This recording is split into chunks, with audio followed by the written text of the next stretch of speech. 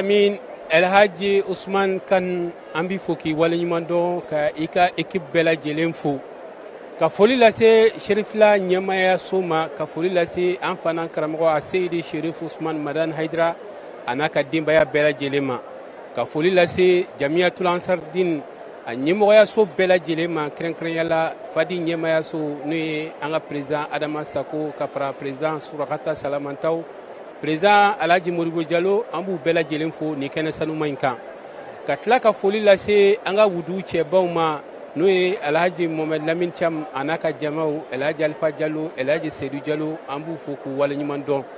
ka Cherifla télé lajɛkɛla bɛɛ lajɛlen fo nin waati in na k'aw ladɔnniya k'a fɔ an filɛ nin ye direct la fo Côte d'Ivoire Abidjan Félix Houphouët-Boigny kɔnɔna na ka bɛn bi juillet kalo tile 25 ma san 2026 a silamɛya dɛmɛtɔ Ansar bolofaraba min bɛ Côte d'Ivoire yan nɔ olu ka mawuludu labɛnnen mawuludu min ni Ala sɔnn'a ma ni a kun bolodalen don ka mɛn ka kɛ ni an fana karamɔgɔ a Seydi Cherif Ousmane Madani Hayidara ale ni a ka chargement bɛɛ lajɛlen Ala sɔnn'a ma k'a latigɛ a ka se ka kɛ nin waati in de la o la aw yɛrɛ kun ɲɛ bɛ kɛnɛ cogoya la nɛgɛ kaɲɛ 10 ani dɔɔni walima nɛgɛ kaɲɛ 11 an filɛ n'o waati kɔnɔna na jama bɔra fan bɛɛ lajɛlen fɛ ka na bɛn ni nin waati in ye o la aw fɛn o fɛn de bɛ yen n'aw bɛ Abidjan kɔnɔna na sɔɔni ni aw ma se nin kɛnɛ sanuma in kan aw bɛ taa sɔrɔ baara bɛɛ lajɛlen kɛnɛ bɛɛ lajɛlen fara an ka cɛba caman bɛ yan n'o ye ko labɛnnaw ye ka taa se an ka ayiwa lakɔlɔsilikɛlaw ma ka fara Côte d'Ivoire autorités u kɛlen don ka lakɔlɔsilikɛlaw bila fan bɛɛ lajɛlen fɛ baara in ɲɛ kama an bɛ Côte d'Ivoire jamana ɲɛmɔgɔw fo k'u waleɲuman dɔn u ka wulikajɔ n'u ka cɛsiri la an'u ka ayiwa bɛrɛbɛrɛ an ka Mali Haut Conseil islamique ɲɛmaaba kan o kɔfɛ an bɛ foli lase fɛn min ye Côte d'Ivoire a diinɛ ɲɛmɔgɔba n'o ye COJIM ɲɛmaaba ye an karamɔgɔ Alhaji Ousmane Sangare an b'a fo k'a waleɲuman dɔn ka Côte d'Ivoire a diinɛ ɲɛmɔgɔ bɛɛ lajɛlen fo fɛn o fɛn ye wulikajɔ kɛ Cherif Ousmane Madani Hayidara nali la ka se a ma ka foli kɛ ani mun yɛrɛ n'a ser'u ma ka foli kɛ an b'u bɛɛ lajɛlen fo k'u waleɲuman dɔn an ka ɲina mawuludu an b'aw ladɔnniya k'a fɔ a denfaya talen don k'a di an ka sɛkuba dɔ ma an ka karamɔgɔba dɔ ma n'o ye Cheikh Alhaji Ndiaye ale de bɛ an ka kɛnɛ in denfaya la an b'a fɔ k'a waleɲuman dɔn k'a fɔ k'an Ndiaye a y'i kun don baara in kɔrɔ an bɛ dugawu kɛ Ala k'a kɛ hɛrɛ ye waati in na an bɛ direct la Alhaji Ousmane ni waati in na an b'aw ladɔnniya k'a fɔ an ko donnen don ayiwa aw yɛrɛ min na aw yɛrɛ kun ɲɛ b'a la fɛn min ye Côte d'Ivoire so min ka jan ni Afrique de l'Ouest so bɛɛ lajɛlen o de filɛ nin ye an kɔfɛ estade kɔfɛ an bɛ dugawu kɛ Ala ka a baara bɛɛ kuncɛ hɛrɛ kɔnɔna na Abidjan kabini dugu jɛra fɛn kelen min bɛ yen mɔgɔw bɛ wulikajɔ de la ka na bɛn ni nin kɛnɛ in ye nin kɛnɛ in ye mawuludu kɛnɛ in ye mais kɛnɛ in ye dugawu jaabi kɛnɛ ye sabula dugawu jaabi karamɔgɔkɛ n'o ye Seydi Cherif Ousmane Madani Hayidara ale de bɛ Côte d'Ivoire yan Abidjan yan bi ale de bɛna ka na dugawu kɛ morikɛ min sɔnna ka to Ala ye morikɛ min y'a kɛ Ala ye min sɔnna ka yafa min sɔnna ka maaw fara ɲɔgɔn kan min sɔnna k'a yɛrɛkun kɔlɔsi mɔgɔw ka hakɛ ma mɔgɔw ka fɔta ma ani mɔgɔw ka ko minnu b'a to k'i tɛ se k'i kunkolo kɔrɔta Cherifkɛ min sanuyara ka bɔ ma o de ye Cherif Ousmane Madani Hayidara ye maa min don a dogolen tɛ Côte d'Ivoire yan n'i y'a jate minɛ a nasan Côte d'Ivoire ka na ɲinana a bɛ san biiriga caman de bɔ a ye kalanw kɛ yan a ye wajuliw kɛ yan a y'a seko bɛɛ lajɛlen kɛ Ivoirien denw ye walasa silamɛya a ɲuman a ka se ka sabati cogo min na bɛɛ lajɛlen b'a ale kuntilennan dɔn n'i ko a Seydi Cherif Ousmane Madani Hayidara i hakili bɛ jigin fɛn jumɛn na o de ye baya layidu wɔɔrɔ ye n'o ye n tɛ fila fara Ala kan n tɛ suyɛni kɛ n tɛ jɛnɛya kɛ n tɛ n den faga n tɛ namara kɛ n sen kɔrɔ n t'a kɛ n bolo kɔrɔ ni kira Mamadu ye n bila baara min na n b'a kɛ nin aya in kɛra ale ka aya ye fo ka taa se dɔnnikɛlaw karamɔgɔw yɛrɛ de b'a fɔ ko Hayidara ka baya suratul Muntahina ni aya in ye Hayidara ka aya ye i b'a fɔ k'ale de y'a bila yen Ala sɔnn'a ma o sabatira Côte d'Ivoire yan cɛ caman muso caman mun ye o minɛ ka baara kɛ ni o wasa de filɛ nin ye aw yɛrɛ kun y'a ye an ka karamɔgɔba ninnu ka foli la waati min na u bɛ taa Cherifkɛ fo n'a fɛn o fɛn kumana kɔnɔnajɛlenya la bonya la u b'a fɔ k'i ka kalandenw fo n ye i ka kalandenw ka ɲi o kɔrɔ ansaru ka ɲi u bɛ cogoya min na vraiment a bɛ mɔgɔ wasa sabula u bɛ mɔgɔ bonya danbe b'u la u b'u yɛrɛ kalama u b'u ka fɔta dɔn u b'u ka kɛta dɔn mɔgɔ nana karamɔgɔba ninnu na foli la a bɛɛ lajɛlen y'a fɔ fo ka taa se karamɔgɔ dɔ ye a seereya a ko ale dɔ b'a ale bara yan sali waati tɛ fɔ a kɔ tuma o tuma n'a fɔra an ka sali o bɛ kɛ maa fɔlɔ ye k'ale dabali banna o tigilamɔgɔ la kosɛbɛ k'ale y'a ɲininka ko n balimamuso e ka nin jogo ɲuman ye ani e ka nin diinɛ ye a minɛ cogoya ye i y'a bɔ min e ye jɔn ye e bɛ bɔ min a ko ne ye Hayidara ka kalanden de ye an balimamuso ye k'o jaabi a ko ne ye Hayidara ka kalanden ye o la Hayidara ka kalandenw bɛɛ kana k'u janto nin kuma ninnu na Hayidara kalandenya n'i y'a ye yɔrɔ o yɔrɔ kisi de bɛ yen Hayidara kalandenya n'i y'a ye yɔrɔ o yɔrɔ yɛrɛdɔn de bɛ yen Hayidara kalandenya n'i y'a ye yɔrɔ o yɔrɔ hinɛ de bɛ yen makari de bɛ yen an fana karamɔgɔ Seyidi Seku Usmane Madani Hayidara a y'an kalan o de la o la bi ni Ala sɔnn'a ma nɛgɛ kanɲɛ 14 Serifukɛ bɛ don yan ni ka baara in bɛɛ lajɛlen kɛ Côte d'Ivoire a jamana ɲɛmɔgɔw ye wulikajɔ kɛ jamana ɲɛmɔgɔ bɛɛ farala ɲɔgɔn kan ka taa Serifukɛ fɛ yen k'a fo k'a waleɲuman dɔn kunungo la a ye min kɛ Côte d'Ivoire ye kunungo la a jɔra jɔda min na Côte d'Ivoire u y'o bonyamasegin foli kɛ a ye o ɲɔgɔnna ma deli ka kɛ nin y'o siɲɛ fɔlɔ ye o ka kɛ diinɛ ɲɛmɔgɔ ye k'a fɔ Côte d'Ivoire masakɛw ka wuli ka taa nin ɲɔgɔnna bonyamasegin kɛ o n'a ɲɔgɔnna Côte d'Ivoire a diinɛ ɲɛmɔgɔw Tijaniya kunda a diinɛ ɲɛmɔgɔw sunna kunda a diinɛ ɲɛmɔgɔw talika wɛrɛw mun wulila ka na bonyamasegin foliw la Serifukɛ ye o bɛɛ lajɛlen n'i y'a ye i bɛ Serifukɛ yɛrɛ de y'a kɔnɔ Serifukɛ min n'a kɛra la kunungo Serifukɛ min n'a fɔra a ma kunungo nka a muɲuna a sabalila a sɔnna ka yafa a y'a tɛgɛ dayɛlɛ diɲɛ bɛɛ lajɛlen ye i b'a ye a n'a Côte d'Ivoire ani ka kɔn k'a ɲa thème min b'a bolo o de ye silamɛw a ye ɲɔgɔn minɛ aw ka taabolo ko kɛlɛ dabila silamɛw a ye ɲɔgɔn minɛ aw ka kɛ ɲɔgɔn fɛ aw ka taabolo ko kɛlɛ dabila taabolo ko kɛlɛ min n'aw filɛ nin ye a la mɔgɔ wɛrɛw bɛ yen mun tɛ silamɛya fɛ mun tɛ silamɛya fɛ u tɛ fɛ ka silamɛya ye olu bɛ fɛ ka jiri k'a ju tigɛ ka bɔ yen o la n'i y'a mɛn i bɛ taabolo ko kɛlɛ kɛ o ka taa sɔrɔ aw bɛ k'a kɛ min yɛrɛ kama o ka taa sɔrɔ o bɛ yen o la n'a ma ɲɛ k'a fɔ o b'o cogoya de la an ka hakili to o la an nisɔndiyalen don n balimakɛ bɛ n kɛrɛfɛ n'o ye an balimakɛ Mamadu So ka bɔ Faransikaw fɛ yen nɔ a bɛ n kɛrɛfɛ ale bɛna dakuruɲɛ kelen fɔ an ye an ka nin kɛnɛ in bonya ni a karama n'a fɔra ko Mamadu So mɔgɔ dogolen tɛ nin de ye Hayidara ka Mamadu So ye Serifula Duba Duma Facebook kan an bɛ direct la Serifula TV la Mamadu So i ni salamu aleykum. Waaleykum salam Jalo an b'i fo. Jumɛn de b'i la kɛnɛ in kan ani i ɲɛ bɛ kɛnɛ in na cogo di. Allahu akibar an bɛ Ala fo ka Ala barikada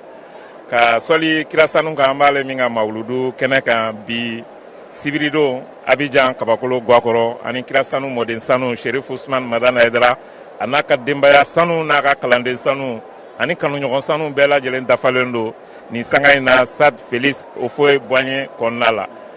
depuis 6 heures du matin an y'a ye mɔgɔw commencera ka rang jɔ pour u bɛ se ka don salle kɔnɔ cogoya min na fo sisan mɔgɔw bɛ ka na vraiment ni kɔni ye événement ye dɔfɔ bɛ na min sɛbɛn tariku bɛ na min sɛbɛn histoire bɛ na min sɛbɛn Hayidara ko tariku la an bɛ fama ka ni ɲɔgɔnnaw ye ka caya kosɛbɛ donc an bɛ Ala de deli dɔrɔn minnu nana dugawu min bɛ k'u ye Ala k'a minɛ minnu ma se ka yan sɔrɔ Ala k'u bɛɛ lajɛlen haminanko wuli o de la an yɛrɛ y'an cɛsiri k'an jija n ko nin tɛ lakale an ɲɛna an t'an da an ka sow kɔnɔ k'an ka kungorodonnaw kɛ k'an ɲɛji bɔ k'o ɲigin abada n ko a bɛna kɛ cogo o cogo an yɛrɛ bɛ ye nin kɛnɛ in kan Ala sɔnna fɛnɛ an sera ka an sen sɔrɔ nin kɛnɛ sanu in kan an bɛ Ala fo ka dugawu kɛ karamɔgɔ ye karamɔgɔ min ɲɔgɔn man ca karamɔgɔ min ka nɔfɛmɔgɔw ɲɔgɔn man ca a bɛ waso n'a ka kalandenw ye kalandenw yɛrɛ bɛ waso ni karamɔgɔ min ye o de ye Seku Usmane Madani Hayidara ye kumakan foyi t'a da ka adamadenya dilan ka jogo ɲɛ Ala danaya kɔfɛ k'i tilen ka Ala bato Serifukɛ ka laɲini ye nin de ye ka i faso kanu ka k'i yɛrɛ fɛ Ala y'i da k'i kɛ min ye i kana ɲɛbɔ siya foyi fɛ ka tɛmɛ i yɛrɛ kun kan Allahu akibar an bɛ dugawu kɛ cɛkɔrɔba ɲuman ye Ala ka sini kɛnɛya d'a ma a n'a ka golokansigi Serif Ahmad Tidiane a n'a dɔgɔw bɛɛ lajɛlen cɛman ni musoman a n'an ba naani bɛɛ lajɛlen ani kanuɲɔgɔn ni ansar bɛɛ vraiment Ala ka kɛnɛ sigi yɛrɛ la k'a wuli yɛrɛ la Ala ka karamɔgɔ mɛn an ɲɛ sɔli ala rasulu ka tele Serifula fo ka Amadu yɛrɛ fo ani Buya Kulubali n'a ka jama sɔli ala Muhammad merci Ala ka dugawu minɛ nin kun ye Mamadu So ye ale bɔra ka billet d'avion ta fo Faransi ka na bɛn ni nin ye an ka karamɔgɔba dɔ b'an bolo en Côte d'Ivoire n'o ye Imam Tawo n'ale tɔgɔ fɔra Côte d'Ivoire histoire kɔnɔna na a tɛ fili kabini kunungo cɛba minnu sɔnna k'u ka bonyaw to k'u ka karamɔgɔw to yen ka Serifukɛ ka tugu a kɔ a ka hakilina dɛmɛni la o cɛba de don imam tawo an bɛ a f'i ye nisɔndiya jumɛn de b'i la ani folikan jumɛn b'i bolo ka ɲɛsin ma ani dugu jɛbali terrain yɛrɛ bɛ cogo min na i bɛ se ka mun fɔ an ye. Alhamdulilayi rabbil alamin an karamɔgɔ n b'ala tanu an mun ni an tun ye tɔnden fɔlɔ ye Côte d'Ivoire n'an ye tɔnden fɔlɔ ye Côte d'Ivoire ka kunu filɛ ka na bi filɛ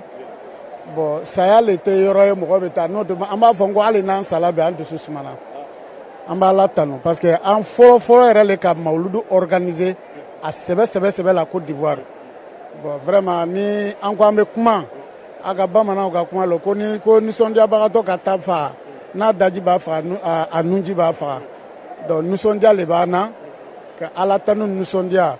parce que histoire yɛrɛ kɔnɔ Côte d'Ivoire mɔgɔ fɔlɔ min ye terrain dayɛrɛ stade dayɛrɛ Côte d'Ivoire a daminɛna karamɔgɔ de la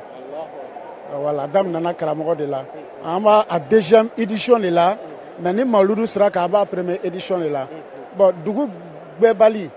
hali midi yɛrɛ ma se i ɲɛ bɛ jama na o kɔrɔ de ye minnu yɛrɛ bɛna to kɛnɛma o le ka ca ka tɛmɛ min bɛna don mais an b'a ɲini ala fɛ san wɛrɛ an mago bɛ yɔrɔ min na o ye binpe ye ni ala sɔnna an ka mɔgɔ kɛla cogo cogo o bɛ kun ye donc an mago b'o le la donc an bɛ ala tanu k'a barikada k'a walimadɔn ala min sɔnna k'a kɛ anw ma sa ka nin kɛ anw ɲɛna o ye ala tanuba ye ka dugawu kɛ karamɔgɔ ye a n'a bɔnnaw ye ala ka si ni kɛnɛ ni labanko ɲuman ani sutura di aw mun fana ni aw le b'a kan ka kumaw lataga fiɲɛ fɛ ka dugawu k'a ye ala k'aw sen sabati ala k'a sɔn an miiriya tɛ sɔn min na k'a kɔ sabati k'a ɲɛ sabati inshallah amin inshallah an bɛ dugawu kɛ ala ka ani dɛmɛ i bɛ se ka sigiyɔrɔw ta nin kun ye an karamɔgɔ Sheikh Imam Tawe ale ye Côte d'Ivoire karamɔgɔba dɔ ye kabini kunungo minnu sɔnna ka baara a daminɛ o la an balimakɛ bɛ an bolokɔrɔ an b'a dɔn k'a fɔ labɛn caman kɛlen don kɔlɔsili sira kan n'o ye sécurité tɔgɔ la Abdoulaye Sanogo i ni sɔgɔma. Yɛrɛ sira basi foyi t'an na. labɛn b'aw bolo cogo di baara nasira la. Bon alhamdulilayi rabbil alamin an bɛ ala fo ka barikada ala sɔnna a ma an karamɔgɔ Cheikh Ousmane Madani Kayidara ka nali na an fɛ Côte d'Ivoire kɔnɔ yan au niveau de sécurité organisation ala sɔnna an ye baara bɛɛ bila en place min ye sécurité bonda ye k'a daminɛ sécurité la garde rapproché protocole sécurité surveillance patrouille sécurité intérieure extérieure ala sɔnna an k'a bɛɛ lajɛlen sabati ka na se organisation ma approvisionnement assainissement comment on dit accueil, décoration, logistique, on a tout mis en place. Olami ala fofana ka barikada me yorom na ko mbi bara bunda beba ka bundara wa beba ka posira wa ala sona an yɛrɛ bɛ ka yara ka posu bɛɛ lajɛlen filɛ an ma defo foyi ye baaraw la wa an bɛ ala fo ka barikada n'ala sɔnna baara fana tagacogo ka ɲi an bɛ niveau min na komi sisan. Folikan laban jumɛn b'i bolo ka ɲɛsin filɛbaa bɛɛ lajɛlen ma. Bon an bɛ folikan min di jama bɛɛ lajɛlen ma o ye folikan min ye ala sɔnna mɔgɔ o mɔgɔ bɛ ka na wagati in na sisan an ma degun foyi sɔrɔ mɔgɔw bolo